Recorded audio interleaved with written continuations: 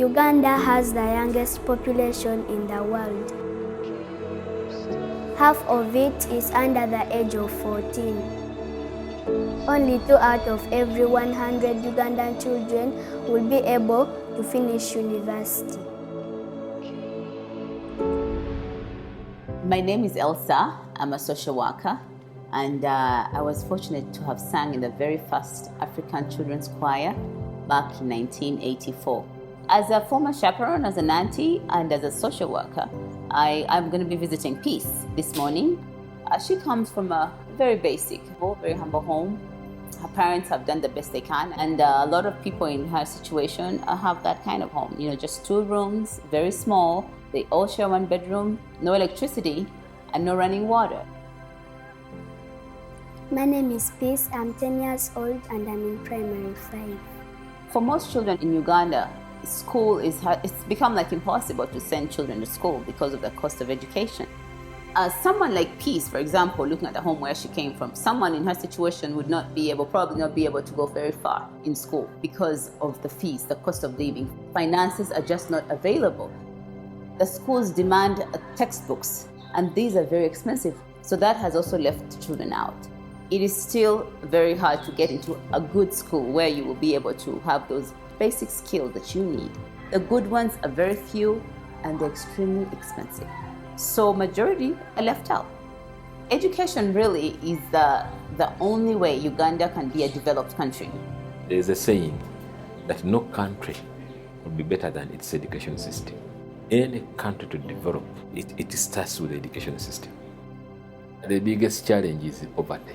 Many of them are failing to raise the tuition to sustain these children at school.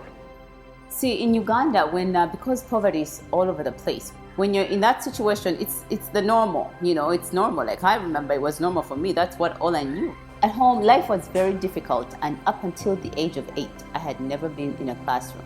Education was a kind of a foreign concept to me. But going on tour, I started going to school. Having schools, we had school on tour. You study and realize, this is what education is about, and it's fun, and you're learning lots of things. And to add on the fact that we were traveling everywhere, seeing all kinds of things, that just was transformation for me. When I got back home, the choir just got me through school. People I had met on tour were giving towards my education. Knowing that someone is sacrificing so I can go to school just gave me more energy to study and stay in school. It opens up your eyes for a whole new world that you never even imagined existed. The choir made you dream. You start dreaming, this is possible. Like, everything is possible.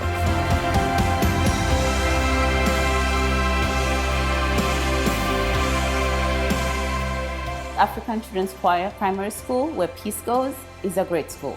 It is a school that offers quality education and holistic education.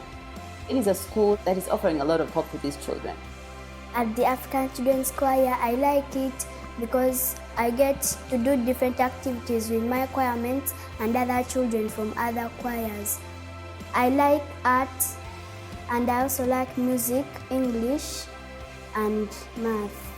I like the library because I get to read some books. Development of life skills and values. That part is being handled properly at African Children's Choir. This is what is lacking, especially in the government schools. And we are grateful to African Children's Choir because the children are getting out there are really trained properly and they are all around. I like it because there's enough space. You can play games, football, netball, and volleyball. When I grow up after being educated, I would like to be a social worker because I want to help the children as I was also helped.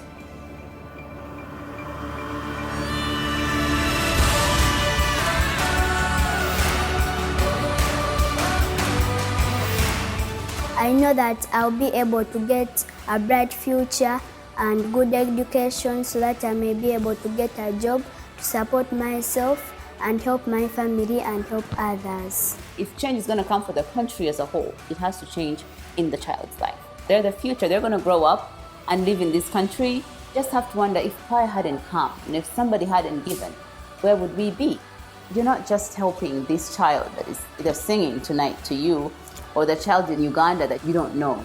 These children come home and change families and change communities, and eventually they're changing the nation. Your support that you're giving to the choir, you're affecting change in the whole country, just starting little by little.